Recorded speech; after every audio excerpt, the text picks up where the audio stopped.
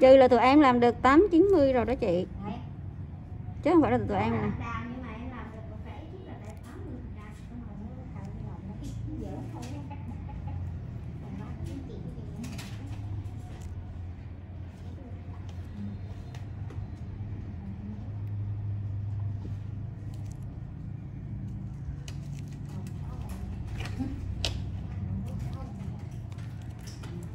Xuống cho bãi cái gì qua xuống.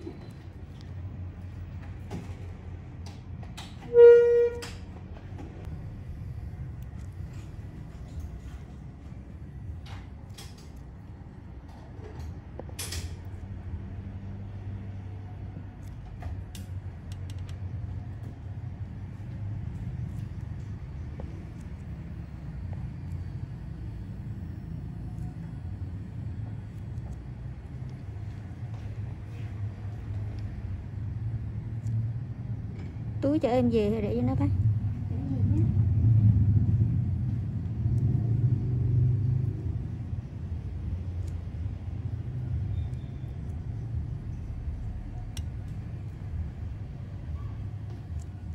Túi này các bạn ở nhà hả?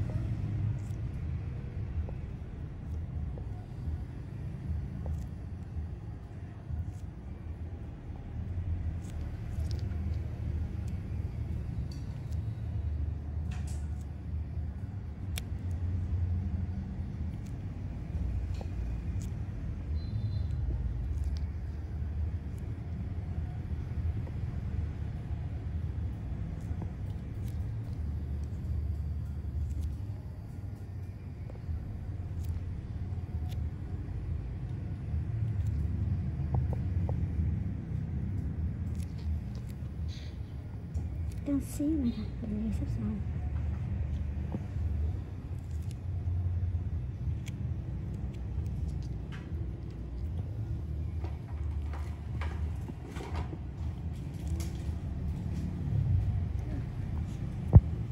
Ủa, nhiều thiệt luôn á. Bé mấy tuổi rồi ba? Dạ có 12. Có 12 rồi. 12 cũng tội thiệt. Sao bé nó bắt mày chết. Này còn thấy mẹ hắn cũng đường xa rồi mình chụp được khách Với con một. thì con một nhiều đứa con một con ok vậy mà như mưa đó mà chúng ta đánh vấn đề đặng ít nó quá kia biết không, nó nhiều mà khóc như đó về thấy bình thường, vấn đề đặng quá ít để không phải khóc như đó.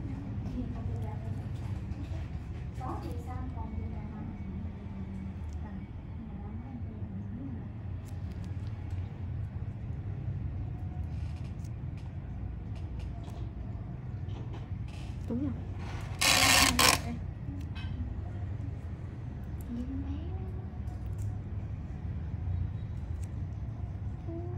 Là có tưởng cái này là Mình thấy mà. rất là xấu. Tưởng cái này là nó bị nó thấy kiểu người lộn trốn. Đọc chúng ta xấu này tốt không? Không biết. Nó có tiếng gì?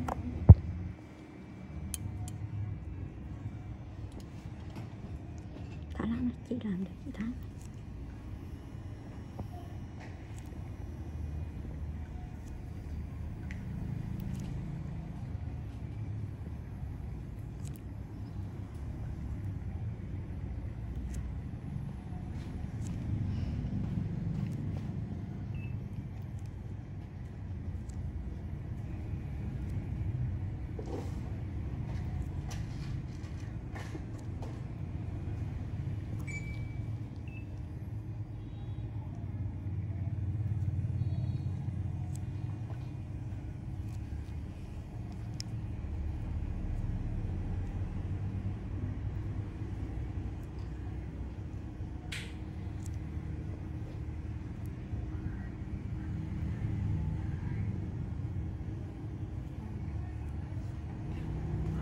Chị Phương lên, chị có rảnh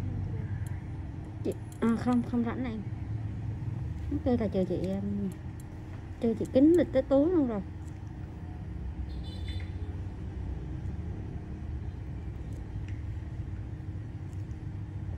Phương, cái Lê Phương phải làm muộn đúng không?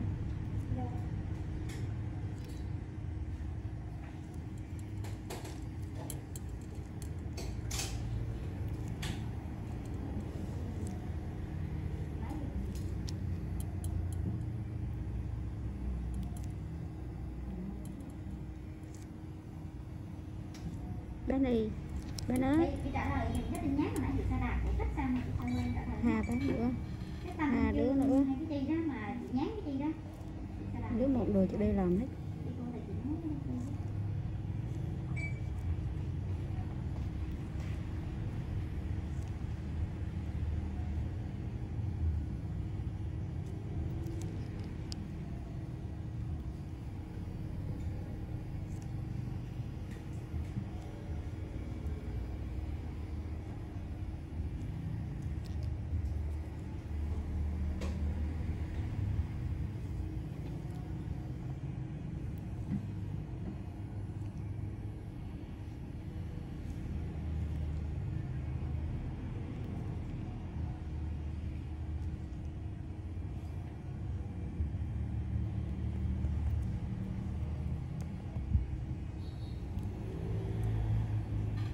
Nó không kính.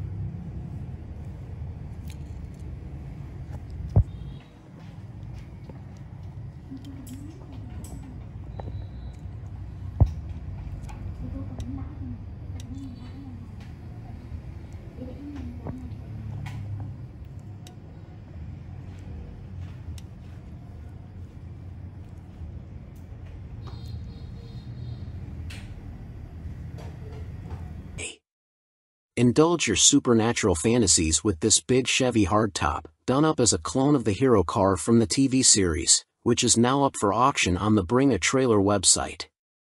With bench seating, a 2-speed Powerglide transmission, and a burbling 283 cubic inch engine, this is an ideal weekend cruiser that makes all the right sounds. Repainted black and fitted with chrome 15-inch 5-spoke wheels, this Impala will be instantly familiar to a demographic far younger than your usual muscle car enthusiast. Running over 15 seasons since it debuted in 2005, Supernatural was one of the longest-running, most successful fantasy TV series ever. Focusing on fictional twin brothers Sam and Dean Winchester as they roved around the country fighting demons and ghosts, it was sort of a cross between a traditional Western and Buffy the Vampire Slayer. And in a Western, you need a faithful horse. Dean Winchester had Baby, his beloved Impala. Originally, the show was supposed to feature the more obvious choice of a mid-1960s Ford Mustang, but the decision was made to go for something a little rougher around the edges. A black pillarless hardtop Impala offered the necessary air of menace, low and rumbling, and with the implication that there was plenty of space in the trunk for a body or two. Up for auction on the website Bring a Trailer, which, like Car and Driver, is part of Hearst Autos, is a clone with all the charm of the supernatural hero car. With the auction set to end on Tuesday, December 6th, bidding sits at just $5,200. Welcome to NNC Car Reviews channel. 2023 Mini Cooper Southeast First Drive, a sign of great things to come.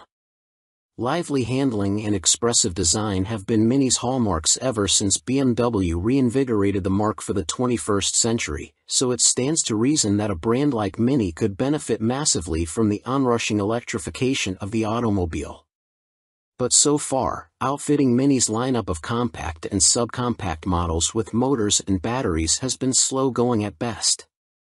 To see how Mini has been coming along on its path to the inevitable future of automaking, we jumped behind the wheel of its only all-electric powered offering at present, the recently updated 2023 Mini Cooper SE, for a quick spin. What's changed since we last drove an SE? In case you missed our initial coverage, the Mini Cooper SE isn't just an electrified version of the base Mini hardtop coupe. Mini actually started with the hotter Cooper S trim when building its SE EV.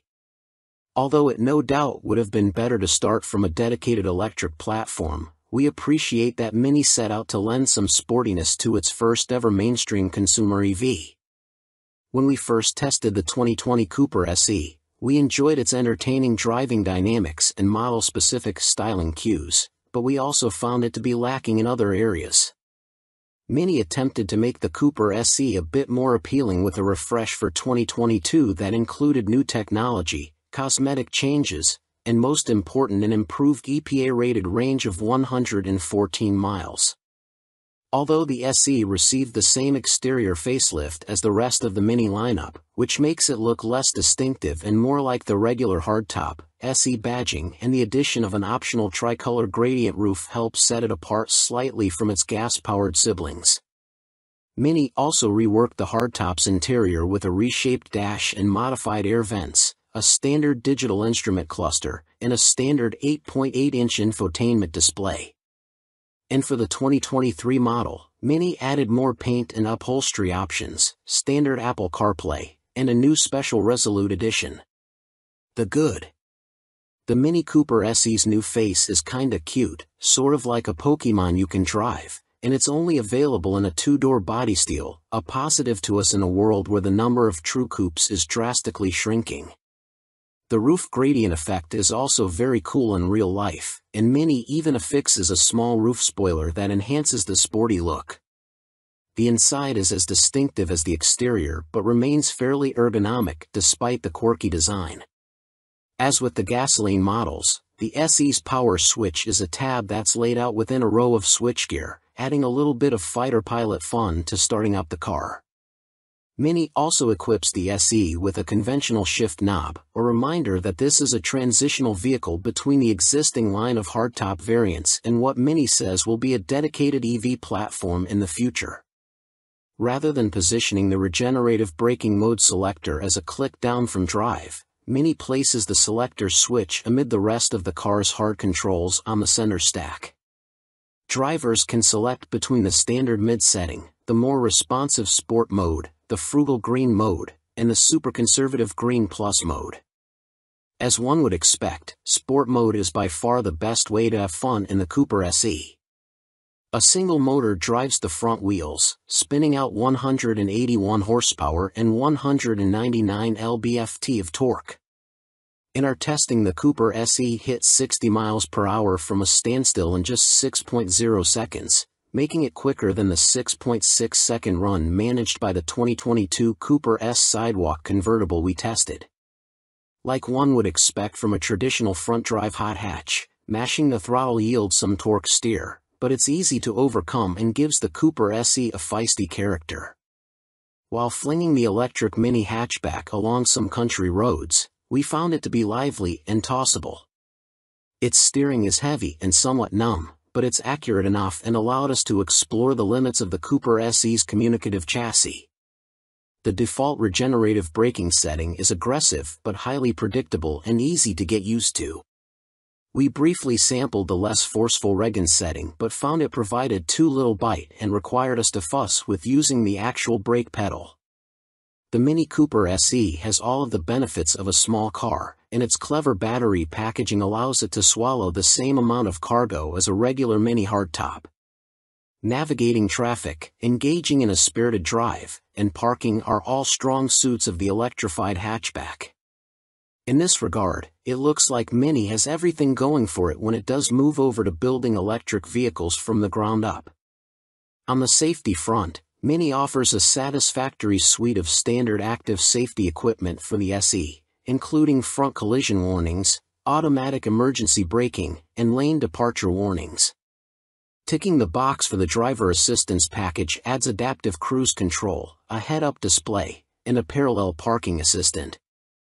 Safety scores for the 2022 Mini Hardtop were fairly strong, with good scores in every crashworthiness category from the Insurance Institute for Highway Safety. The bad. On balance, the Cooper SE is a solid car, and we'd be lying if we said we didn't have fun hurtling it up a mountain road. That said, there were a couple of disappointing drawbacks that held it back from maximum enjoyment. The first is obvious, only 114 miles of maximum range. When we jumped in our SE test car at the staging area of the BMW Test Fest event, it showed 55% charge when we took off. A subsequent hill climb sapped a load of electrons from the SE's small 32.6 kWh battery. Even though the route was short, the range anxiety was real as we watched the available miles tumble in real time. In the 16.7 miles we drove from our starting point to the turnaround spot, the battery dropped to 25% charge, with about 20 miles of remaining range indicated. Not sure if the descent would actually add enough range to get us back to the staging area, we fired up Green Plus mode and carefully headed back down the mountain, attempting to recoup as much range as possible. The drive back didn't actually net us any more battery life, but we ended up with the same indicated remaining range and state of charge as we had at the highest point of our drive, a minor victory for the Mini. The second frustrating thing we experienced was that the car cuts power when charging hard at full throttle in some applications. This impinges on its hot hatch character, making it hard to rely on for the sporty performance that it otherwise delivers so well. Finally, the Cooper SE rides fairly stiff and allows in a decent amount of road noise, so buyers who live in areas with a lot of poor roads should be wary. And although we appreciate that CarPlay is now standard, the 8.8-inch infotainment display feels pretty small, partly because of its location within the giant ring that Mini still slaps in the center of the dash. To heighten the Cooper SE's appeal, it would behoove Mini to also include Android Auto in the future. These deficiencies make it hard to recommend the Cooper SE as it is to most folks that need something for anything more than city commuting. Welcome to NNC Car Reviews channel. BMW expands into hydrogen power with fuel cell SUV based on the X5.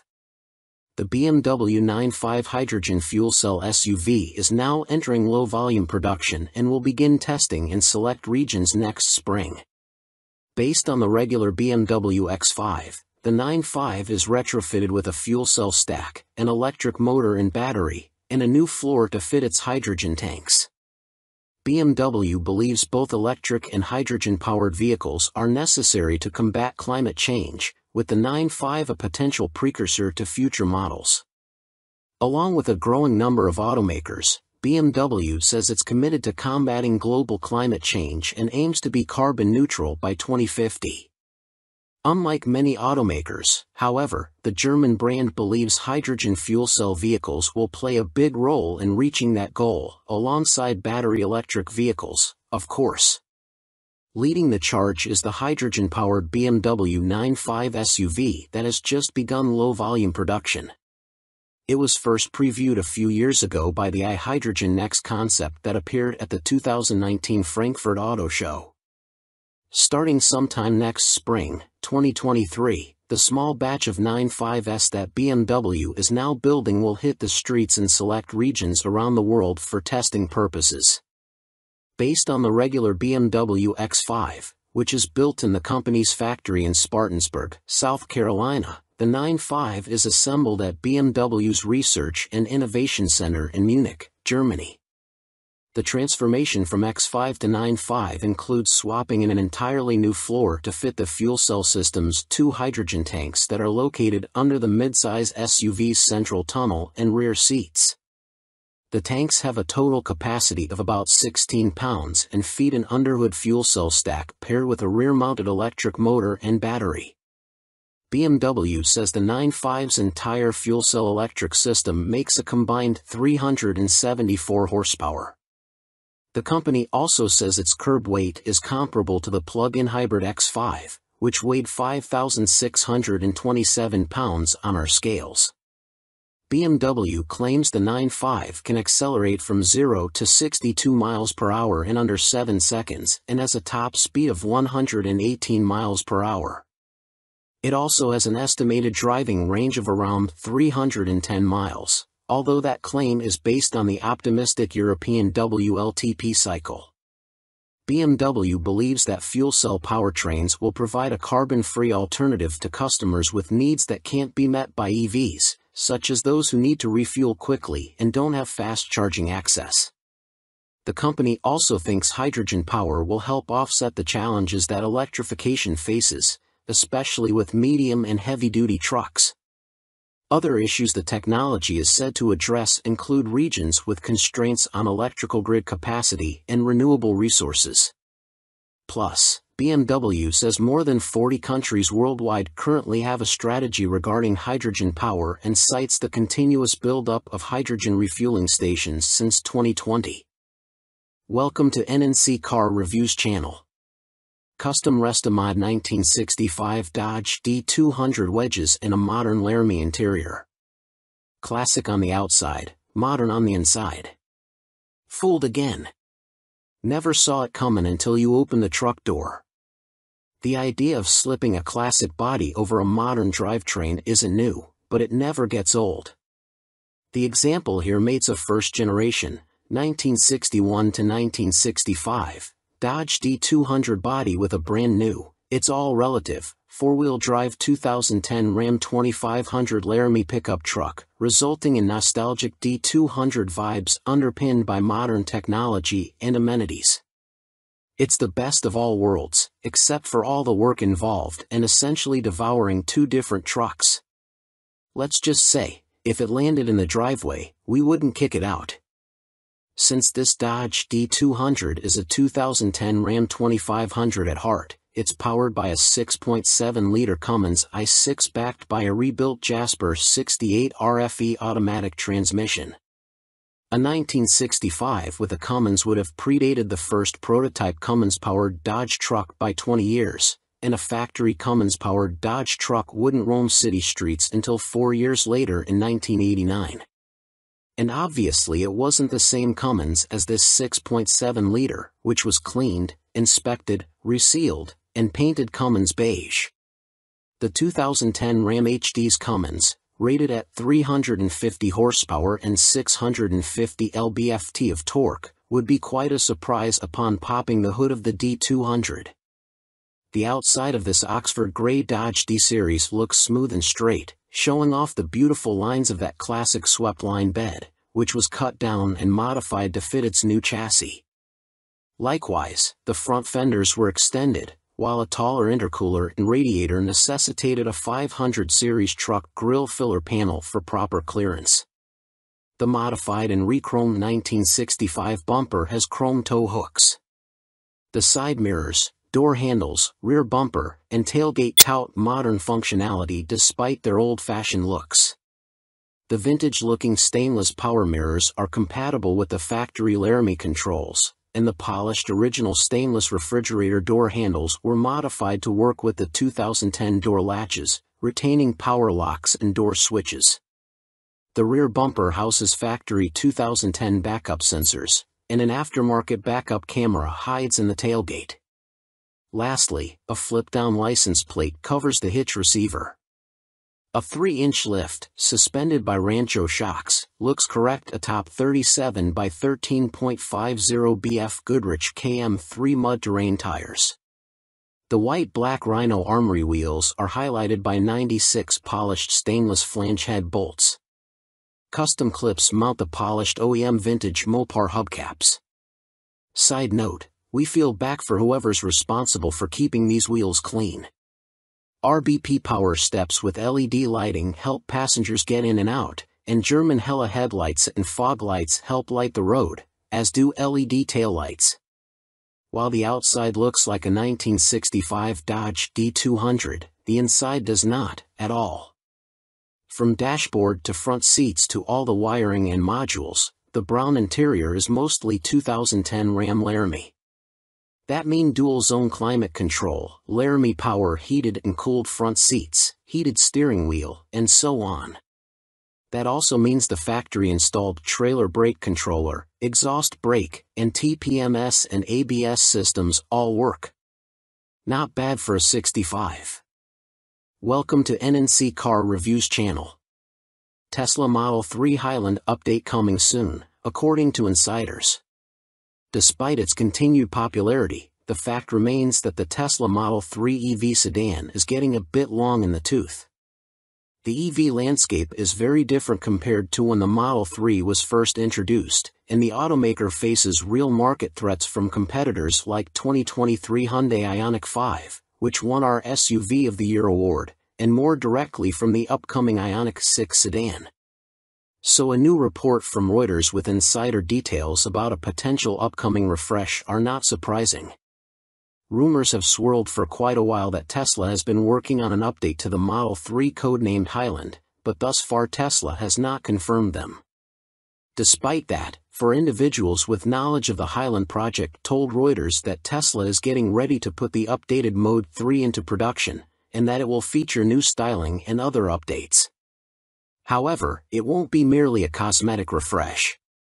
Tesla is taking a hard look at the Model 3's underpinnings to find ways to simplify production and use fewer interior components, all in an effort to reduce cost. Despite recent reports that Tesla earns more profit per vehicle than Toyota, Tesla's stock has dropped by approximately 41% between September 2022 and November 2022. So, it's no surprise that the automaker is looking for ways to save money, especially on a high-volume car like the Model 3. 2 of the 4 unidentified sources claim that the updated Tesla Model 3 will be manufactured at the automaker's Shanghai and Fremont factories, with production in Shanghai starting in the third quarter of 2023. Welcome to NNC Car Reviews channel. The Dodge Challenger SRT Hellcat's manual transmission is back after a brief vacation. Well, it looks like the Dodge Challenger SRT Hellcat's manual option, after having been removed from Dodge's site earlier in 2022, is back in the lineup for 2023. The 6-speed Tremec manual is listed as the standard transmission for the non-red-eye Challenger SRT Hellcat in official documents. But where did the Tremec go, and why? Don't blame the lack of popularity of manuals in most new car sales. Dodge's reasoning is a bit more digital than that. The Powertrain Control Module, PCM, fitted to manual-equipped Challengers required a new calibration, putting any chance of getting a stick on the model on ice for the rest of the 2022 model year. A forum post, via Road and Track, dating back to December 10, 2021 shows that the manual transmission version of the Challenger Hellcat was not available for 22. However, looking on Dodge's website at the time, every other manual option of the Challenger could be ordered, but the Hellcat manual isn't even on the site. That same forum post also alleged that getting the manual transmission paired with the Hellcat's 6.2-liter supercharged Hemi V8 to pass emissions is the issue, which could imply this is the required recalibration Dodge mentioned. There might be some grain of truth to that, but we weren't able to directly confirm. When we did ask if there was a calibration issue with the Challenger Hellcat, Dodge acknowledged there was, but added that updating calibrations are a normal part of vehicle production and that this isn't related to the issues with silicon-based chip and PCM supply shortages currently disrupting the industry. Setting up this new calibration ultimately required, well, a single model year. After initially saying it was unsure of when the updated programming would be ready and the Challenger Hellcat would return to availability, Dodge quietly added it to its 2023 Challenger specifications documents. That means now, anyone interested in a manual Challenger Hellcat, and why wouldn't you be, needn't pick something else or go with the automatic if they have their hearts set on a supercharged 6.2-liter V8. Welcome to NNC Car Reviews channel. Toyota confirms Grand Highlander SUV with hybrid max powertrain. Toyota confirmed the existence of the new Grand Highlander SUV, which it plans to fully reveal at the Chicago Auto Show on February 8. The three-row SUV will likely fill the gap between the mid-sized three-row Highlander and the larger, body-on-frame full-size Sequoia. Notably, the Grand Highlander is wearing the same Hybrid Max badge as the top-spec Crown sedan, which suggests a 340 horsepower setup.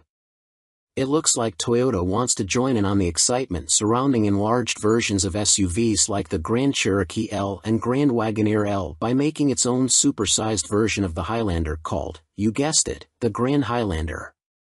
While the current Highlander boasts impressive fuel economy in hybrid form, it can't compete with the third-row space of competitors including the Kia Telluride, Volkswagen Atlas, and Chevy Traverse. Toyota describes the Grand Highlander as the ultimate road trip vehicle, implying increased legroom and cargo space. The first teaser shot of the new three-row SUV gives us a glimpse at what the rear will look like. We're particularly excited about the Hybrid Max badge, which indicates the Grand Highlander Platinum will receive the same potent powertrain as the top-spec Crown sedan.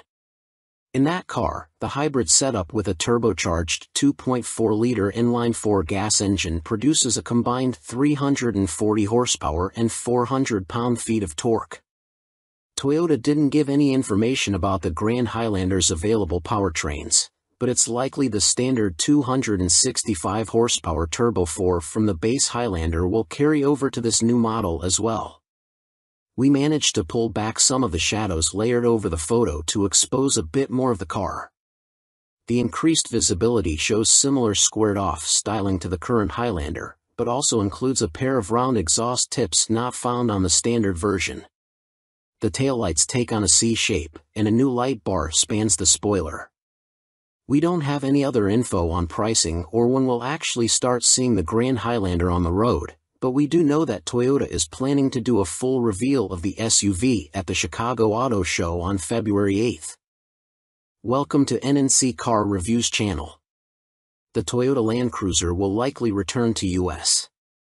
The globally iconic Toyota Land Cruiser off-road SUV is the automaker's longest-running model, since 1951, just no longer in the US as of last year, for whatever reason. There's now a new global Land Cruiser, the J300 series, and we still get the Lexus LX luxury SUV that's based on that global model here. However, our options may be expanding beyond Lexus once again in a few years' time, according to Jack Hollis, Executive Vice President of Sales for Toyota Motor North America.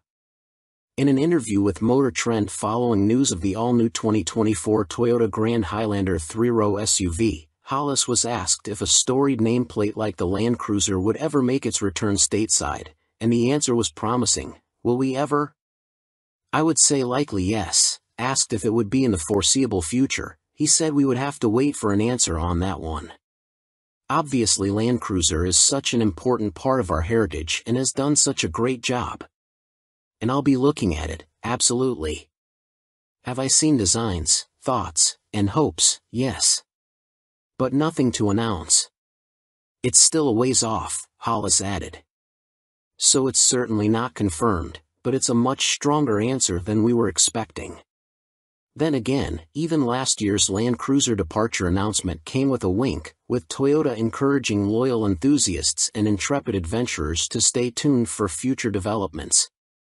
The current global Land Cruiser is built on the new body-on-frame GAF framework based on its TNGA platform, which our current Lexus LX is also built from. Focusing on the US market, the new 4th-generation LX SUV got a significant update recently. Its 3.4-liter twin-turbo V6 engine bumped output up 28 horsepower and 78 lb-ft of torque, now totaling 409 horsepower and 479 lb-ft, and it's linked to a 10-speed automatic transmission. Toyota says the new platform lowered the center of gravity with improved weight distribution. The global Land Cruiser also shed 441 pounds of weight. However, it sounds like we should be looking beyond the current J300 series Land Cruiser to whatever the next generation model may look like, which will almost certainly need to be electrified, either hybrid or full battery electric. Toyota's EV plans are reportedly in flux, with the automaker devoting more resources to expedite its EV offerings, though no specific models have been teased, and the existing EV concepts may no longer be on the cards. Still, Hollis' comment is a promising start to whatever's next, and it sounds like still they have some confident ideas for the next Land Cruiser, at the very least. Welcome to NNC Car Reviews channel. What is a 1970 AAR CUDA, and why do I want one in my driveway?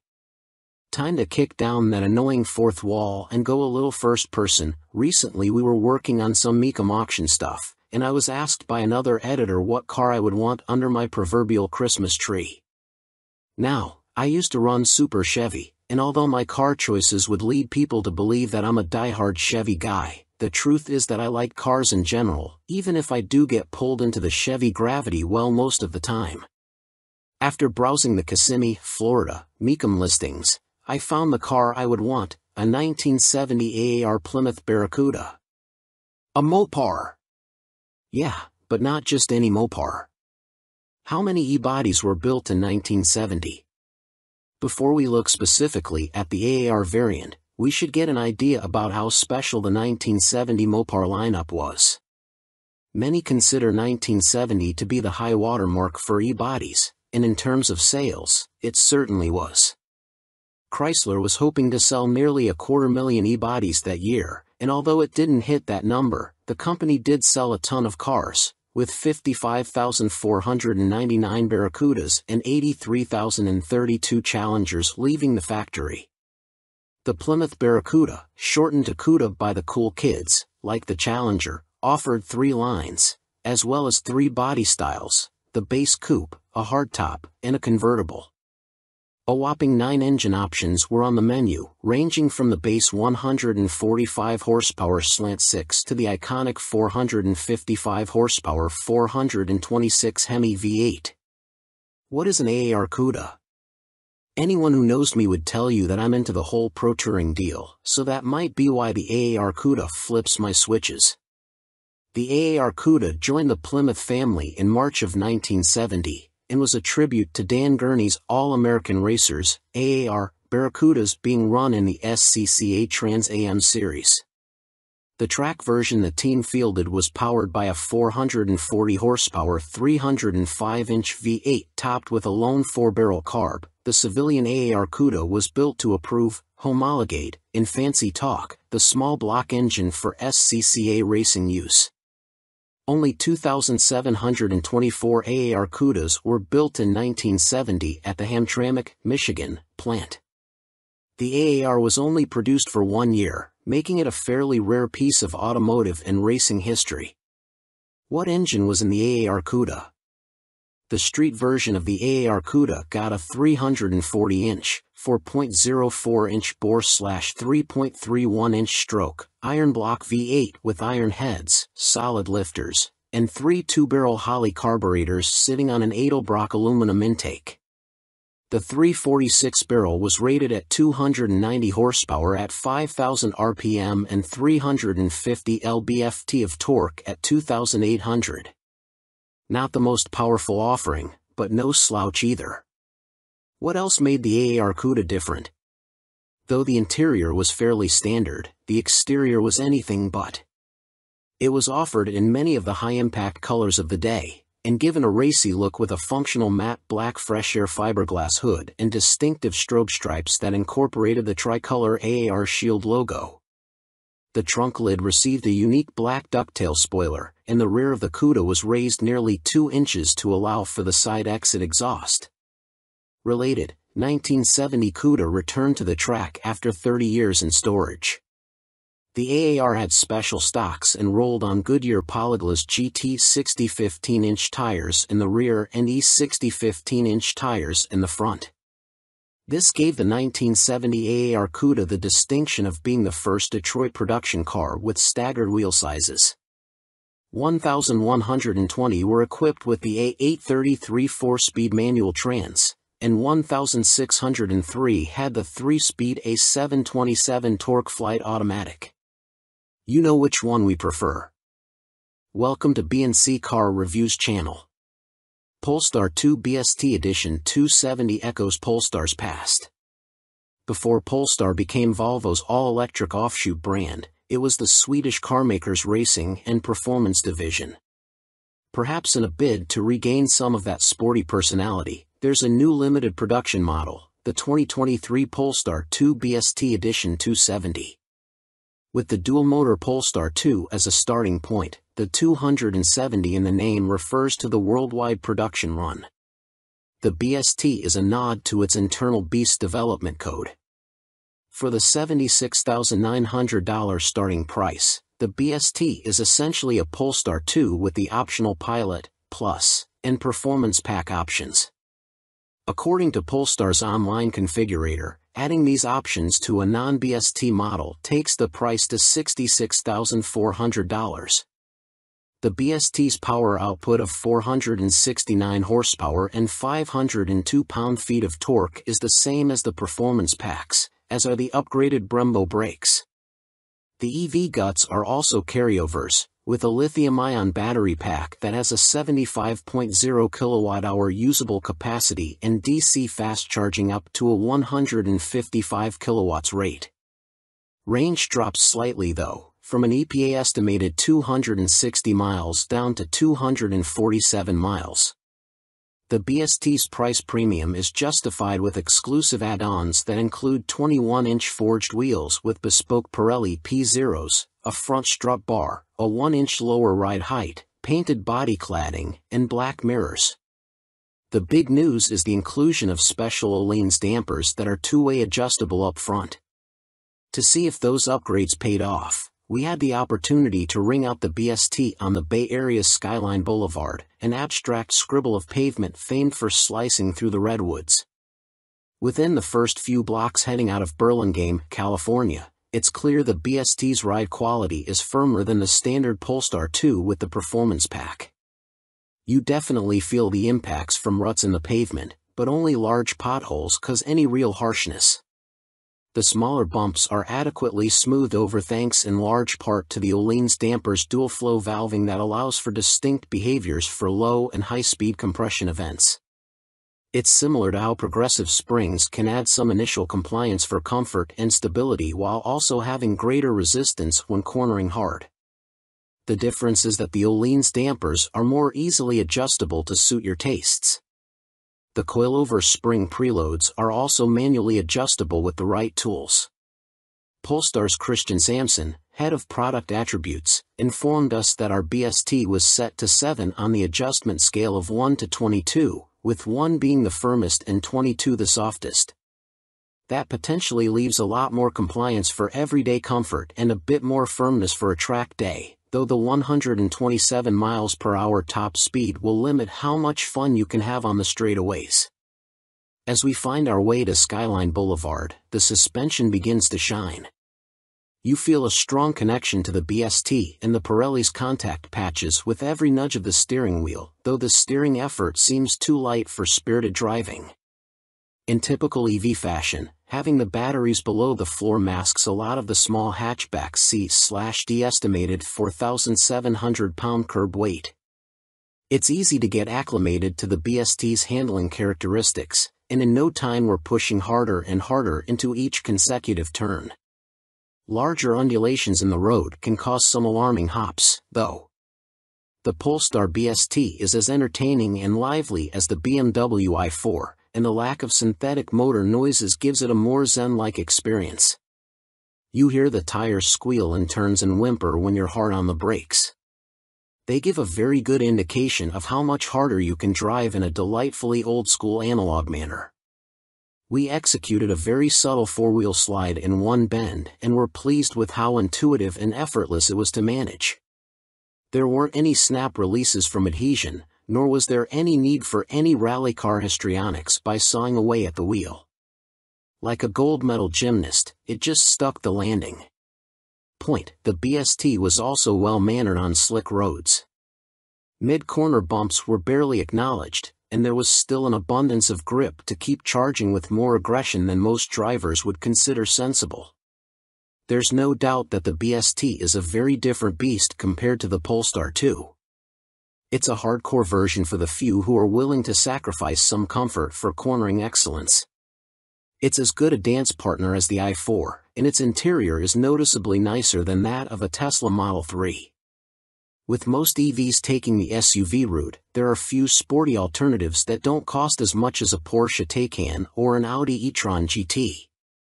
Unfortunately, if you're interested in a new Polestar 2 BST, you're out of luck, as all of the 270 examples have been spoken for. And that begs the question of why Polestar greenlights such a limited production run. It seems likely that the BST is testing the waters for a more serious performance EV in the future. If that ends up being realized, we'll be pacing with nervous anticipation. It's impressive that the BST is able to extract so much more handling prowess from the existing Polestar 2, and bodes well for a purpose-built performance model. Thean Design Porsche 911 Restomod is no backup singer. We must wait for the day when automotive artisans reimagine third-gen Camaros or Fox-bodied Mustangs into immaculate carbon fiber-bodied Restomods that command six-figure prices. Until then, we'll have to keep slumming with the 964 generation of the Porsche 911. Of course, there are plenty of reasons why the penultimate air-cooled 911 is the frequent muse for high-end tuning outfits. There is no shortage of cars to start with, Porsche having sold more than 60,000 of all variants globally between 1989 and 1994. Interest, and values, are also high enough to find a market for expensive transformations. The most famous recreator of the 964 is undoubtedly Singer in California, which has been producing versions that cross the boundary from car to automotive art for more than a decade. But an increasing number of other shops are now getting into the same space. Last year, we told you about an EV version produced by Everetai in the UK, although we struggled to see what the electric powertrain added to the experience. Now here's another British firm, but this one sticks with internal combustion.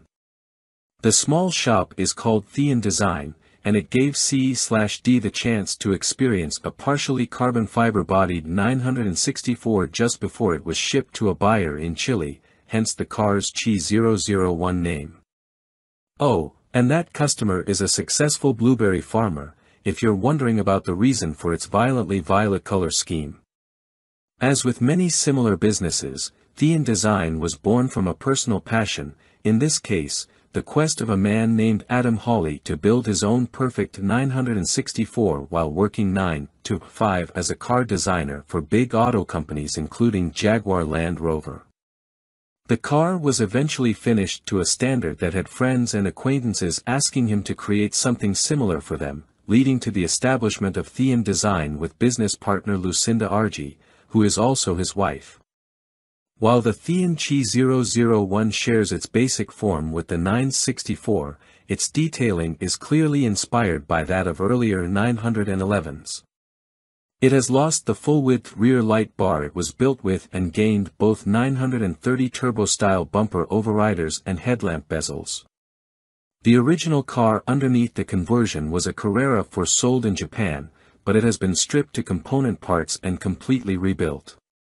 Structural changes include a carbon fiber roof, trunk lid, engine cover, and spoiler. The fenders and bumpers are made from a sturdier carbon Kevlar blend.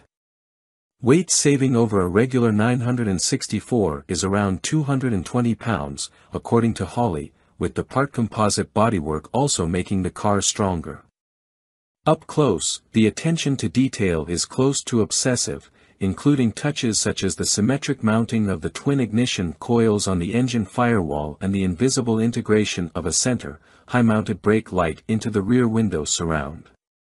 Theon's customers have a choice of powertrains, including the intriguing option of a supercharger conversion the company has developed for the air-cooled flat six. The Chi 001 is running a naturally aspirated 4.0-liter engine. Individual throttle bodies and careful internal balancing take peak output to 400 horsepower at 7,100 RPM. It has also lost its original all-wheel drive system, and power is now sent exclusively to the rear axle through a 6-speed 993 generation gearbox and a limited slip differential. Not every part of the experience has been updated. Getting in, we find the familiar, slightly offset driving position, and although beautifully ret-rimmed in a vibrant hue to match the exterior paint, the cabin's basic architecture is unchanged.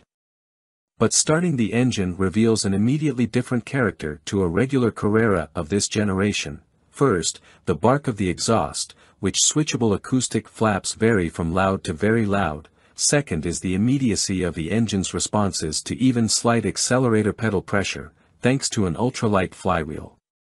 Comparing Theon's car with a regular 964 is made complicated by the increasingly distant memories of what the original car was like when new, but this one drives with a level of poise and precision it seems hard to imagine that any stock 964 possessed even when factory fresh, with the possible exception of the famous RS variant. The Chi 001 steering feels direct and slack-free for an air-cooled 911. It retains hydraulic assistance, but this is now powered by an electric pump. Revised suspension geometry, stiffer bushings, and active dampers increase the precision with which the front end can be placed, although they also mean there is less sense of the 964's fundamental rear-biased weight distribution in corners. Easing the accelerator with the chassis loaded up tightens the line progressively but not snappily. The biggest dynamic difference is probably down to the modern Michelin Pilot Sport PS2S mounted on the period Fuchs-style rims, which give an abundance of grip. The ride is firm even with the adaptive dampers in their softest setting, but not uncomfortably so.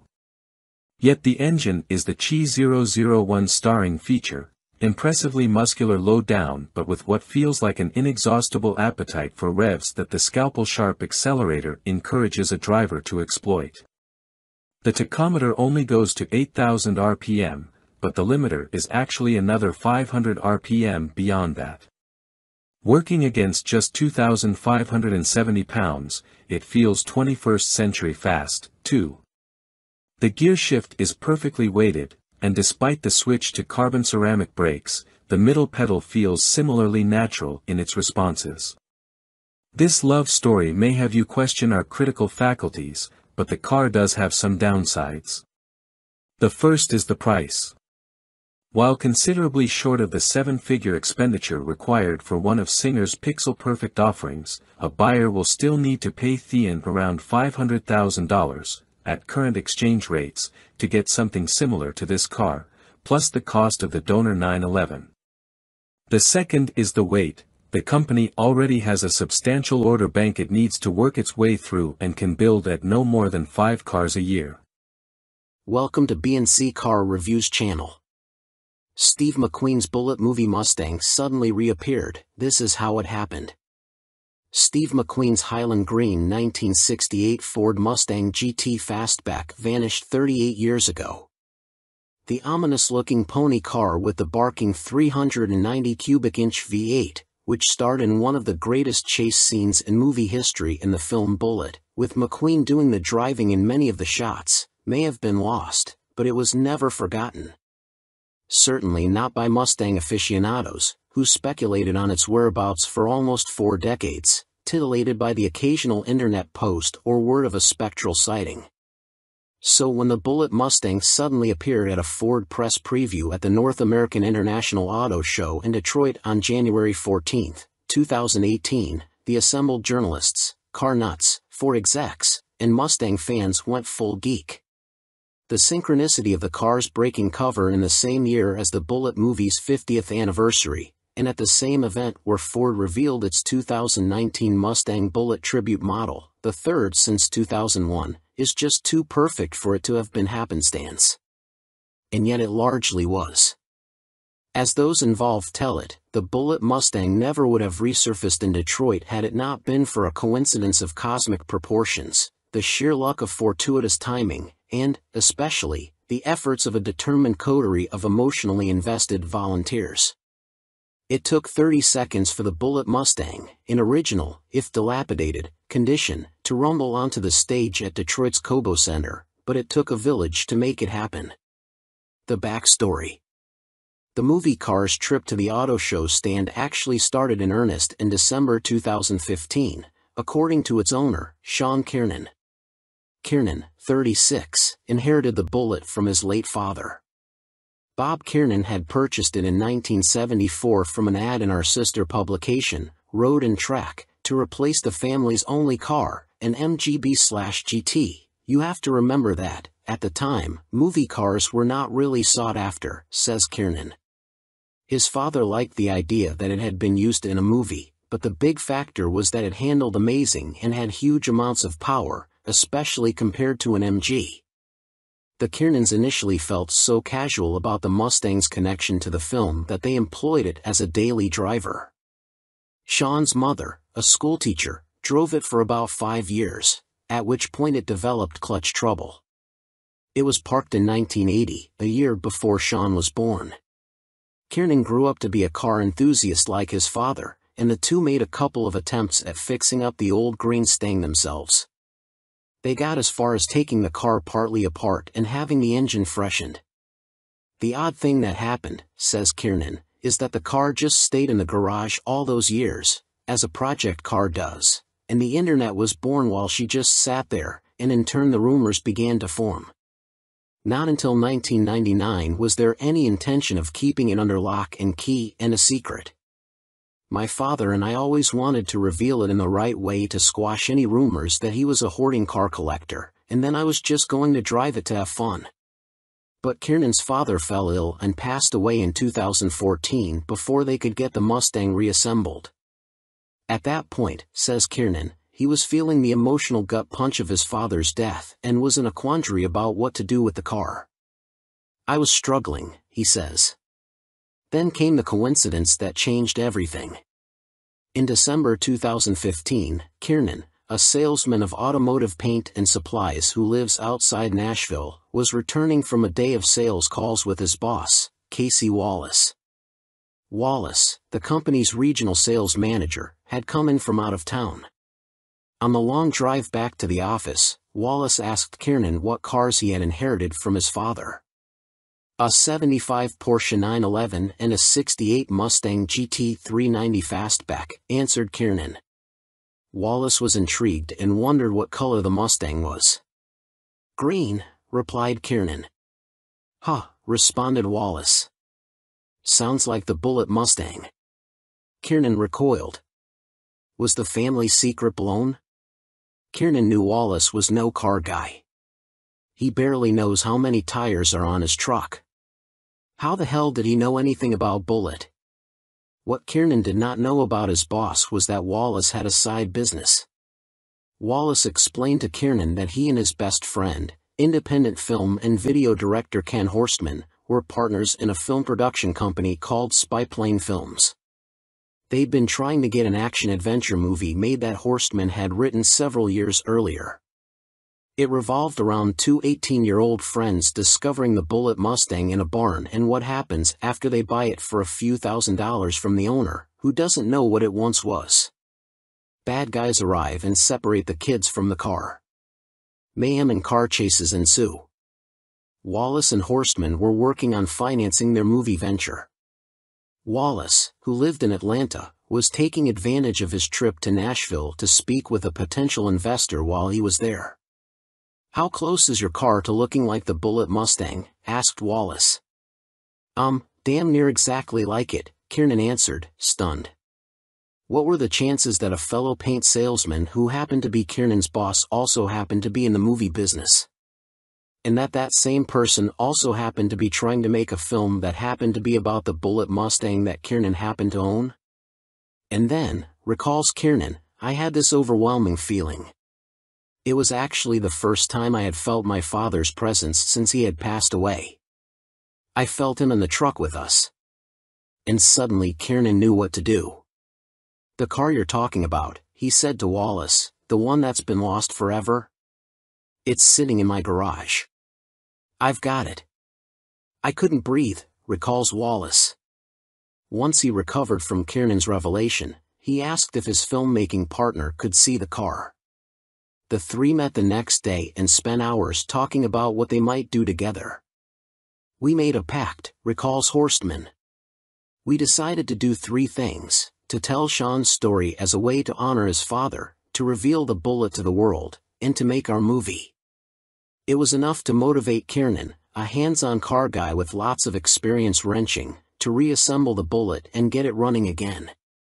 Verifying provenance. But how to proceed with their three-pronged plan?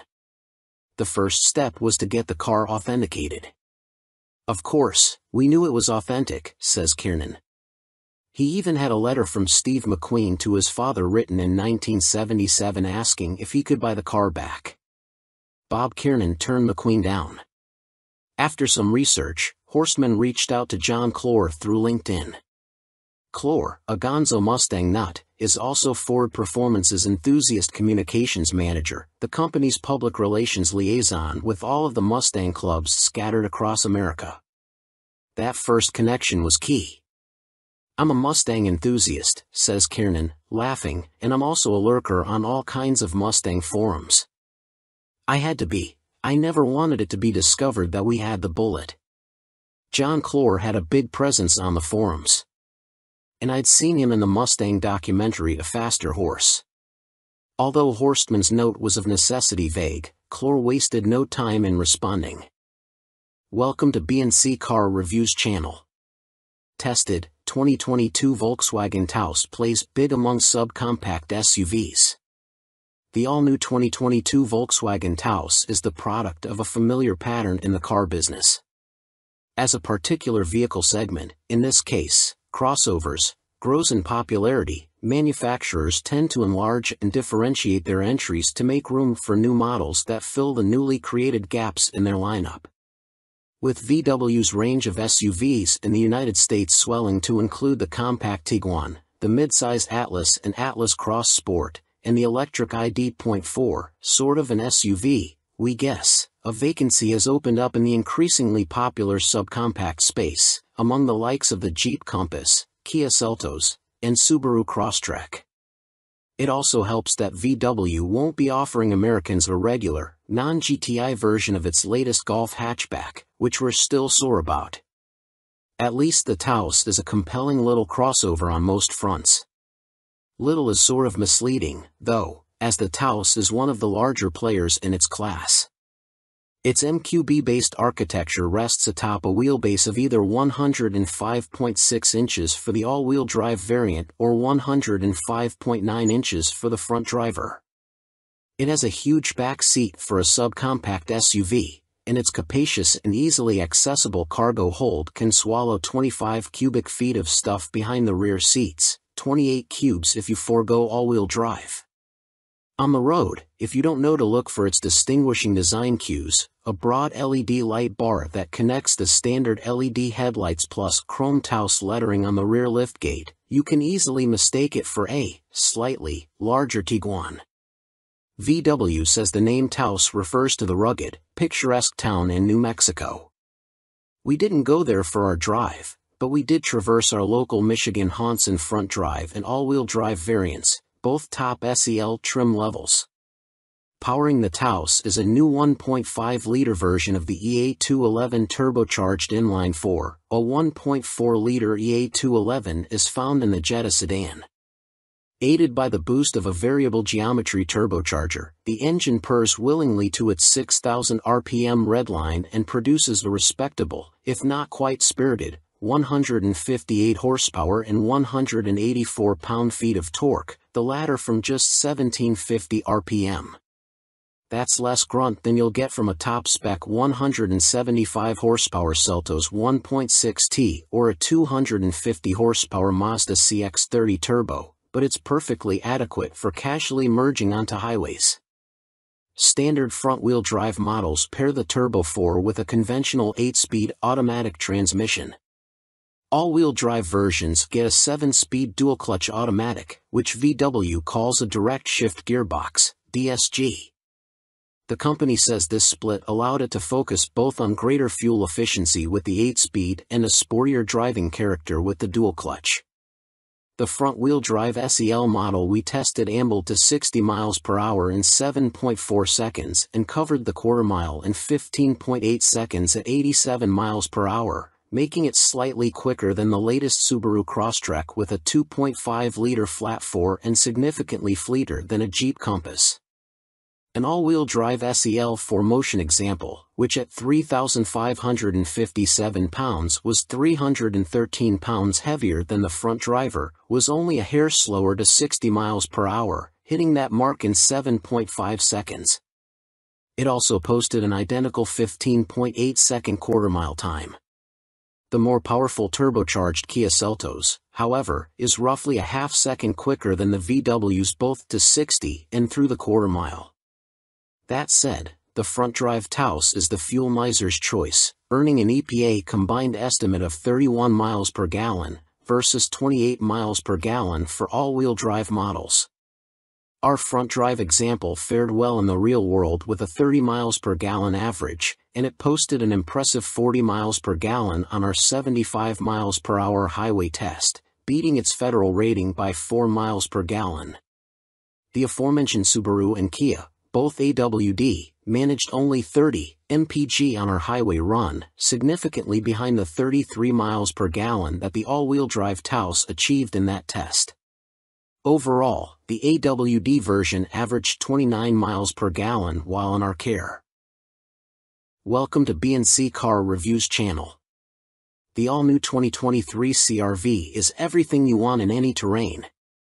Adventure, a versatile word that covers a lot of ground.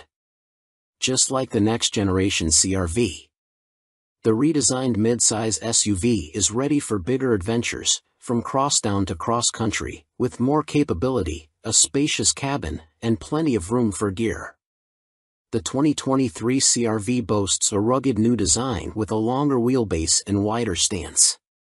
Its bold front end, which features a large, upright grille and elongated hood, gets attention.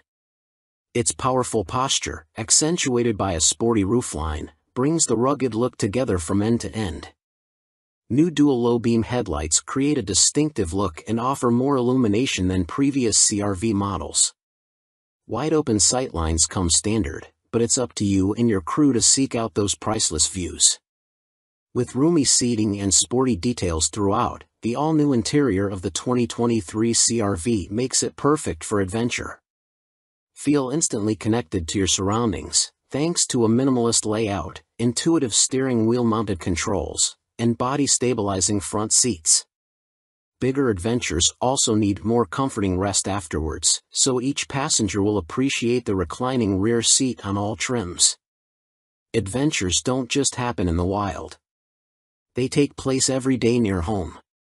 Have your hands full with gear or groceries? Simply kick your foot under the bumper with the available hands-free access power tailgate. The low, wide cargo opening and expanded cargo area makes it easy to load in and out. Know what else an adventure needs? Better tech and fewer wires. The all-new CR-V provides both. Wireless Apple CarPlay Registered 1 and Android Auto Trademark 2 compatibility are now standard on EXL and Sport Touring trims. With wireless Apple CarPlay and Android Auto compatibility, you can connect the touchscreen to your compatible smartphone. A 7-inch touchscreen now comes standard on all CR-V trims. You can go even bigger by touching, pinching, and swiping through navigation, your ultimate road trip playlist, or that podcast you can't stop listening to with the available 9-inch touchscreen. No cord? No problem. Simply place your compatible phone on the available wireless phone charger 3 to start powering up. Whatever your soundtrack while exploring in the CR-V, hear every note in rich detail with the available Bose premium sound system for featuring Centerpoint registered surround sound technology to create a concert-like listening experience. The all-new CR-V also includes a wide range of enhancements to help you feel connected to your drive. Whether you're navigating your morning commute or the road less traveled, every drive has the potential for excitement with a turbocharged 1.5-liter engine kicking out 190 horsepower. 5 And, if you're out where roads can become slippery, the available real-time AWD with intelligent control system trademark provides smooth handling and peace of mind. Bigger adventures call for more options. The new Snow mode gives you added confidence on slippery winter roads, while the available Sport mode gives you maximum acceleration response and a healthy dose of thrills. Okay, enough reading. Take the CR-V on an adventure already. Welcome to B&C Car Reviews channel. This is the 2021 Nissan Rogue's biggest asset, literally. My time with MT's 2021 Nissan Rogue is coming to a close, and there's just enough to like about the SUV to make it a bittersweet ending. When I hand over the keys, I'll miss the Crimson Family Chariot, even if it's far from perfect. Stay tuned for our final verdict coming soon. We recently announced our 2023 SUV of the Year winner, and I couldn't help but think of the Rogue. 2 years ago, the 2021 Rogue advanced to the finalist round in the competition. But this year, when the Rogue was invited back thanks to its new 201 horsepower turbocharged i3 engine, it didn't make the finalist cut. It goes to show how quickly the SUV space has advanced and that the updated Rogue didn't quite move the needle enough, especially in the face of strong competitors like the redesigned Honda CR-V and various electrics. Nissan still doesn't offer an electrified Rogue, though the Ariya fills that gap somewhat. I'm eager to hop into the updated Rogue and try it for myself, but being the used car proponent I'm not convinced I'd spring for the new model over the 2021 version. Although I could use the new Rogue's extra 20 horsepower and its increased low-end grunt, it still suffers from a laggy CVT automatic. Reaching 60 miles per hour takes the same 8.4 seconds as it did in the previous Rogue. Plus, the interior of my 2021 Rogue doesn't feel outdated, except for the infotainment system, which isn't as crisp and responsive to touch as rival offerings.